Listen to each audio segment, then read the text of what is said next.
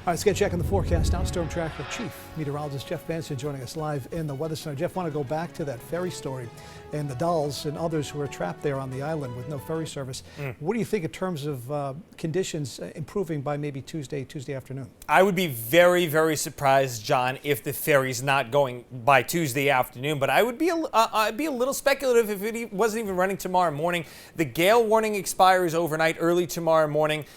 There will still be a small craft advisory, but as you and I and all of us know, the ferry is not exactly a small craft, so it should be able to navigate those waters tomorrow as the gale warning gets downgraded. But we are going to still have a small craft advisory for everybody, not just the ones in the light pink there. The areas where the gale warning is, again, through tomorrow morning, that will likely become a small craft advisory, and that does include Block Island Sound and areas a little bit further out in the open waters of that, again, are the ones that are still dealing with the gale warning this evening, as it has been quite breezy out there. Take a look at your sustained winds right now. Groton tops the list here. It looks like 23 mile per hour northeast wind. Block Island's at 15 right now. Martha's Vineyard 14. Nantucket at 21.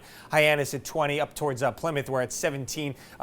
Provincetown also checking in over 20 miles per hour. But again, the winds are starting to come back down a little bit. Earlier today, we had some gusts upwards of 30 miles per hour. But again, look at the numbers that top the list here. We've got Nantucket at 38, Groton at 37, Martha's Vineyard at 33, and of course, there it is, Block Island at 37. So the areas over the open waters are right at the shore where there's a little bit less friction to knock down the wind.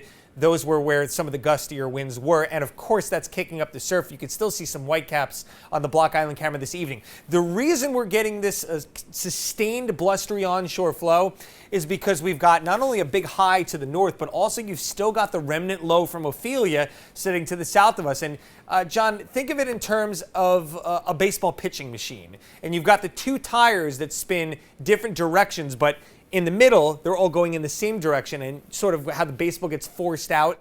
Think of the winds kind of forcing into our area like that. And that's, again, one of the main reasons we've had the blustery conditions over the last couple of days. And, of course, one of the reasons we have the rain, because the low has had nowhere to go. It's getting out of here tonight. We'll track the rest of the week for you. It is drier. I promise you that coming up. Appreciate that analogy, Jeff. That was easy for me to understand. Thank you.